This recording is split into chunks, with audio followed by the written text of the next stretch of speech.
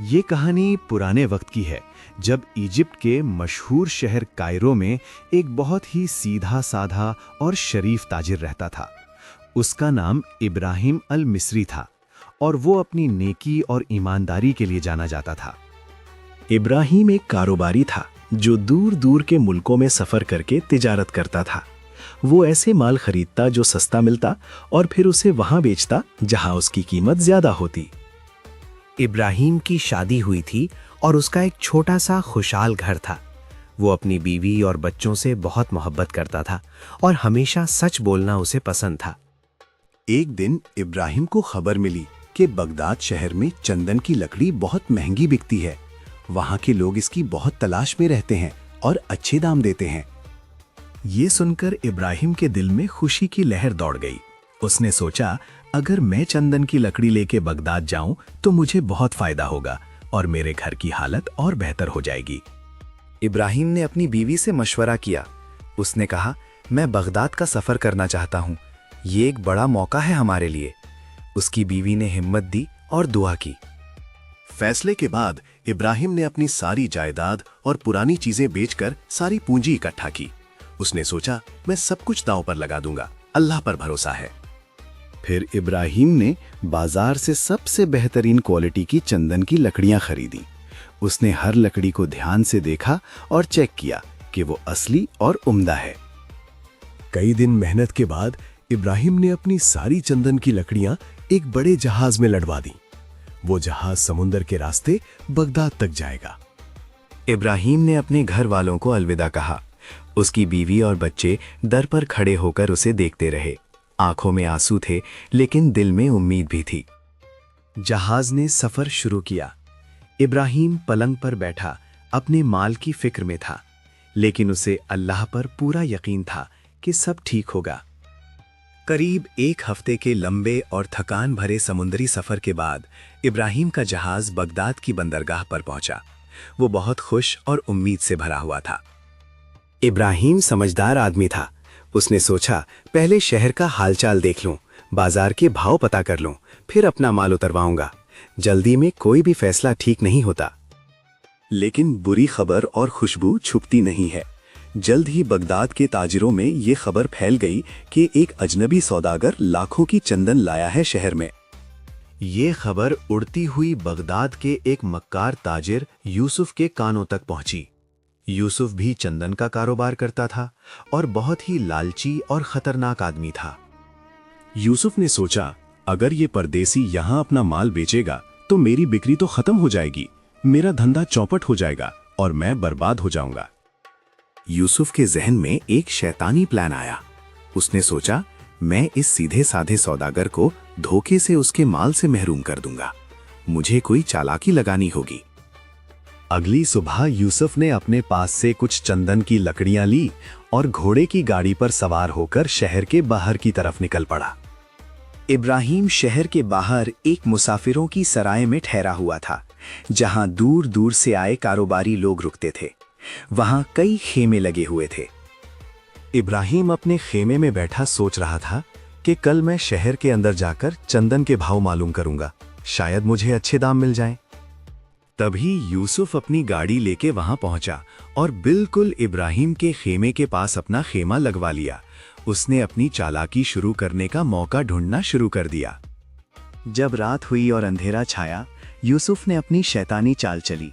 اس نے اپنے خیمے میں چولہے میں چندن کی لکڑیاں جلانا شروع کر دی، جیسے روٹیاں پکا رہا ہو۔ جیسے ہی چندن جلا، اس کی میٹھی خوشبو ہوا میں پھیلنے لگی۔ یہ خوشبو ابراہیم کے خیمے تک بھی پہنچ گئی اور اس نے محسوس کی۔ ابراہیم چونک گیا۔ اس نے سوچا ارے یہ چندن کی لکڑیاں کون جلا رہا ہے؟ میں نے تو سنا تھا کہ یہاں چندن کے بھاؤ بہت اونچے ہیں، یہ کون بے وقوف ہے؟ ابراہیم فوراً اپنے خیمے سے باہر نکلا اور خوشبو کو سونگھتا ہوا یوسف کے خیمے کی طرف چلا گیا۔ وہ دیکھنا چاہتا تھا یہ کیا معاملہ ہے۔ جب ابراہیم یوسف کے خیمے کے پاس پہنچا تو اسے بہت حیرت ہوئی۔ وہ دیکھ کر حیران رہ گیا کہ سچ میں کوئی چندن کی لکڑیاں جلا کر روٹیاں پکا رہا ہے۔ ابراہیم نے حیرت سے کہا بھائی صاحب آپ کون ہیں اور آپ چندن کی اتنی قیمتی لکڑی کو ایسے کیوں جلا رہے ہیں؟ یہ تو بہت مہنگی چیز ہے۔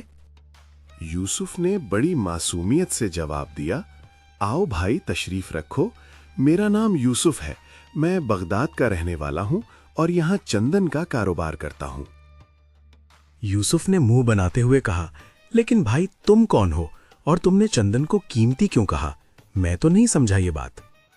ابراہیم نے جواب دیا، میرا نام ابراہیم المصری ہے، میں ایجپٹ سے یہاں چندن بیچنے آیا ہوں، میں نے سنا تھا بغداد میں چندن بہت مہنگا بکتا ہے۔ یوسف کو موقع مل گیا۔ جب اس نے دیکھا کہ ابراہیم اس کے جال میں پھنس رہا ہے تو وہ اندر سے خوش ہوا لیکن باہر سے غمزدہ دکھنے لگا۔ یوسف نے جھوٹی ہمدردی دکھاتے ہوئے کہا، بڑے افسوس کی بات ہے بھائی، تم یہاں چندن بیچنے آئے ہو، تب تو تم بری طرح سے مرے گئے۔ یوسف نے آگے کہا، یہاں تو چندن کوڑیوں کے بھاؤ بکتا ہے، اس کی یہاں کوئی قدر نہیں ہے، دیکھو میں خود اس کو لکڑیوں کی طرح جلا رہا ہوں۔ یہ سن کر ابراہیم کے چہرے کی ہوائیں اڑ گئیں، اس کا دل ڈوب گیا۔ اس نے گھبرا کر کہا، کیا کہا آپ نے؟ میں تو اپنی ساری جائیداد بیچ کر چندن لایا ہوں۔ ابراہیم کا چہرہ زرد پڑ گیا، وہ ہاتھ میں سر پکڑ کر بیٹھ گیا، اس کی آنکھوں میں آنسو آ گئے، اسے لگا کہ وہ برباد ہو گیا ہے۔ یوسف نے اور دھکا دیتے ہوئے کہا، اگر تمہاری چندن کی لکڑیاں اچھی ہیں تو شاید میں تھوڑی سی خرید سکتا ہوں، مگر بہت کم دام میں۔ ابراہیم نے بے چینی سے کہا، جی ہاں، میں کچھ بھی دام میں بیچ دوں گا، اب تو مجھے واپس جانے کے لیے راستہ کا خرچہ بھی چاہیے، پلیز میری مدد کریں۔ یوسف نے اندر سے خوشی محسوس کی، اس نے کہا، ٹھیک ہے، میں تھاری ساری چندن خرید لوں گا، لیکن قیمت تو بہت کم ہوگی کیونکہ یہاں اس کی ڈیمانڈ نہیں ہے۔ اگلی صبح ابراہیم نے اپنی ساری محنت اور پوری جائیداد سے خریدی ہوئی چندن کی لکڑیاں یوسف کو کوڑیوں کے بھاؤ میں بیچ دی۔ اس کا دل ٹوٹ گیا۔ ابراہیم کو صرف اتنے پیسے ملے جن سے وہ واپس ایجپٹ جا سکے۔ وہ روتا ہوا اپنے خیمے میں آیا، اس کا خواب چور چور ہو گیا تھا۔ ابراہیم نے سوچا اللہ کا کوئی حکمت ہوگا، لیکن میں واپس کیسے جاؤں گا؟ گھر والوں کو کیا منہ دکھاؤں گا؟ سب کچھ لٹا دیا میں نے۔ تبھی ایک بوڑھے سوداگر نے ابراہیم کو روتے دیکھا۔ وہ ایک نیک دل انسان تھا اور ابراہیم کے پاس آیا۔ اس نے پوچھا، بیٹا کیا ہوا؟ کیوں رو رہے ہو؟ ابراہیم نے اپنی ساری کہانی سنائی۔ اس نے بتایا کیسے وہ دھوکا کھا گیا۔ بوڑھے نے سر ہلایا اور کہا، بیٹا تمہیں دھوکا دیا گیا ہے، بغداد میں چندن بہت مہنگا ہے۔ یہ سن کر ابراہیم کی آنکھوں میں چمک آئی۔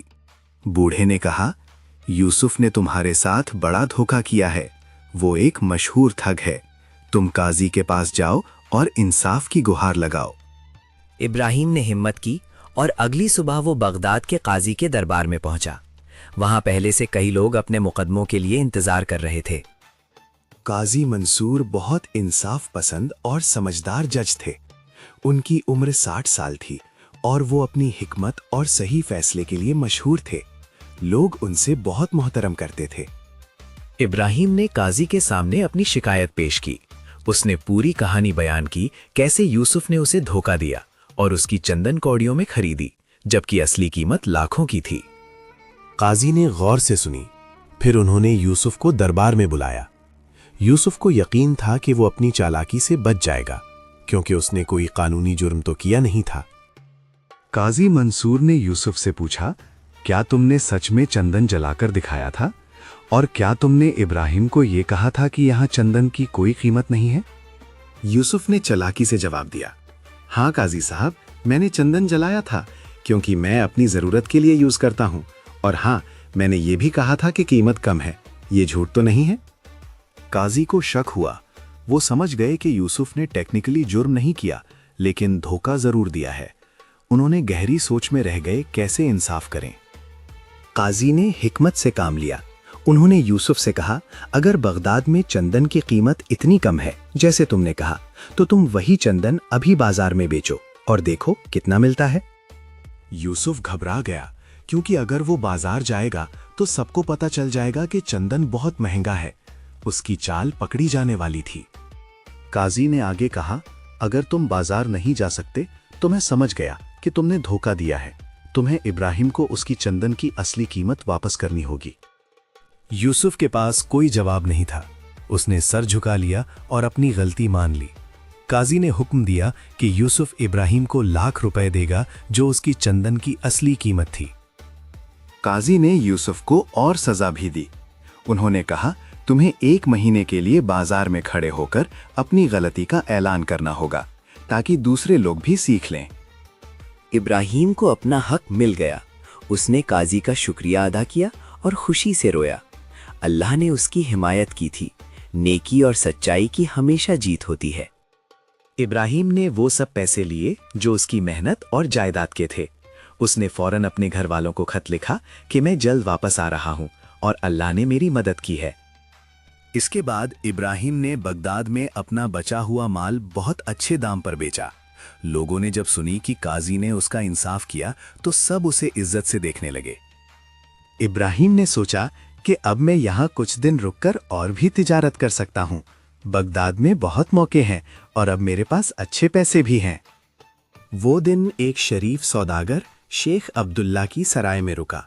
शेख अब्दुल्ला एक नेक दिल और मेहमान नवाज आदमी थे, जिनकी सराय में दूर दूर से लोग रुकते थे। शेख अब्दुल्ला ने जब इब्राहिम की कहानी सुनी तो बहुत खुश हुए। उन्होंने कहा, बेटा, तुम्हारी हिम्मत और सब्र की वजह से ही अल्लाह ने तुम्हारी मदद की। तुम्हारा दिल साफ है।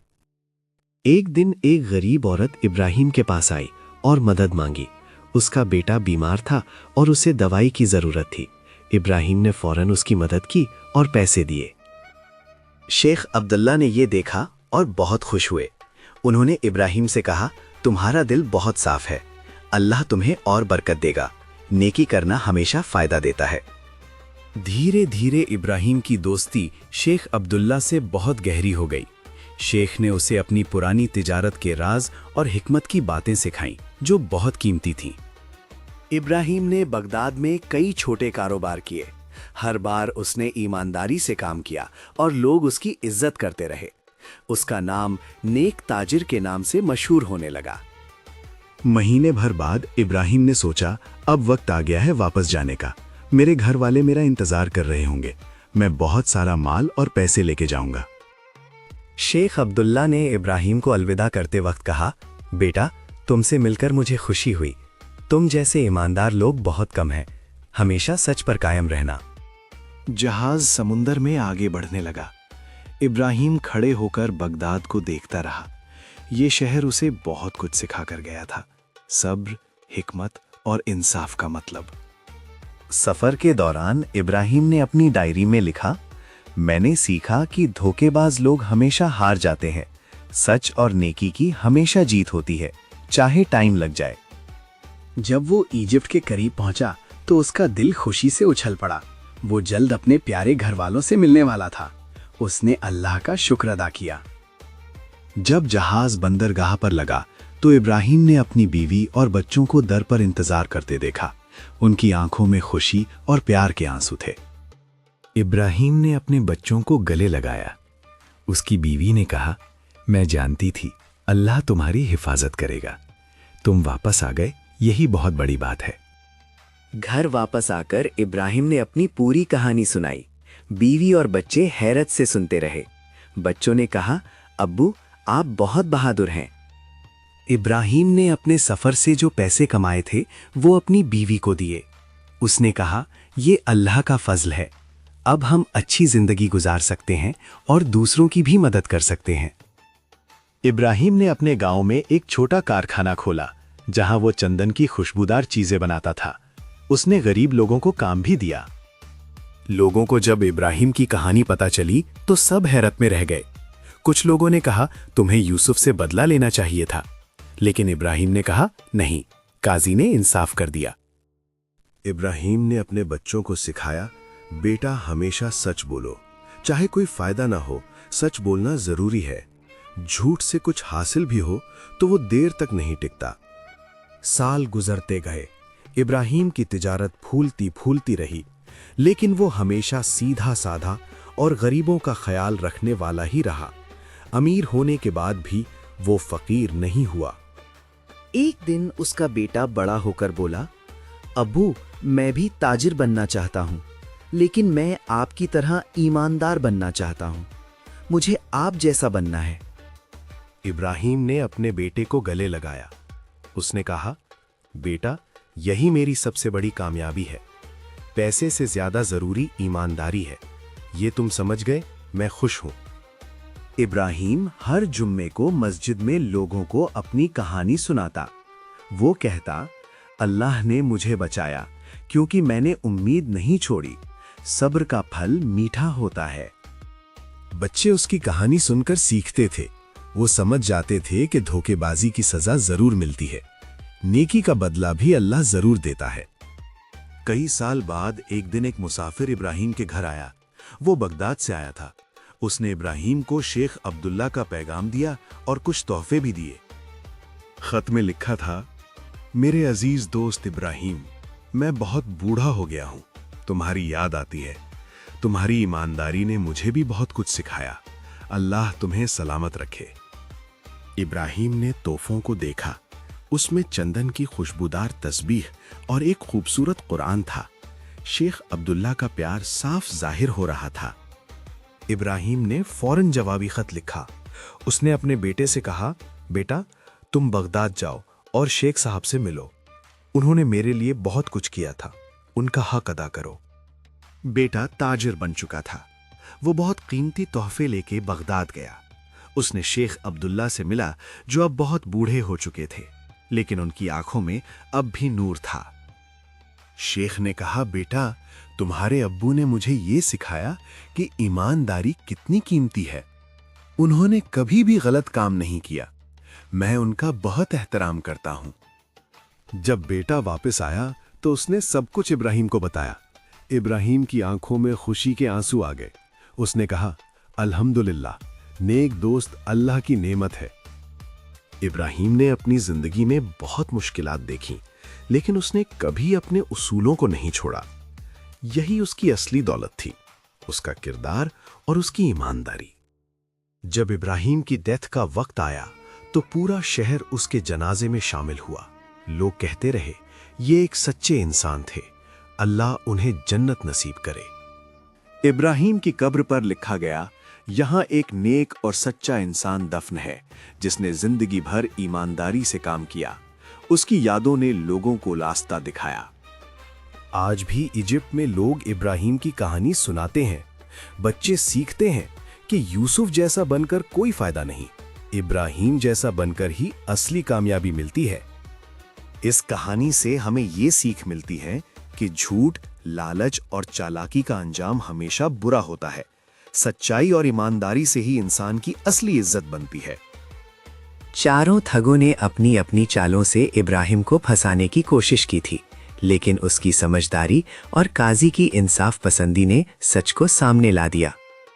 اللہ بے گناہ انسان کی ہمیشہ مدد کرتا ہے، جو دوسروں کو نقصان پہنچانے کے لیے غلط راستہ اپناتے ہیں وہ انت میں اپنی ہی چال میں پھنس جاتے ہیں۔ ابراہیم کی زندگی یہ ثابت کرتی ہے کہ نیکی کرنے والے کبھی نہیں ہارتے، اللہ انہیں ضرور کامیابی دیتا ہے، بس صبر اور یقین رکھنا پڑتا ہے۔ اگر انسان سچ پر قائم رہے، اللہ اس کے ساتھ ہوتا ہے۔ یہ ابراہیم کی کہانی ہمیں ہمیشہ یاد دلائے گی کہ ایمانداری سے بڑھ کر کوئی چیز نہیں ہے۔ یہ کہانی ہمیں سکھاتی ہے کہ چاہے کتنی بھی مصیبت آ جائے، اگر ہمارا دل صاف ہو اور نیت نیکی کی ہو تو اللہ ضرور راستہ دکھاتا ہے۔ ابراہیم ہمیشہ یاد رہے گا۔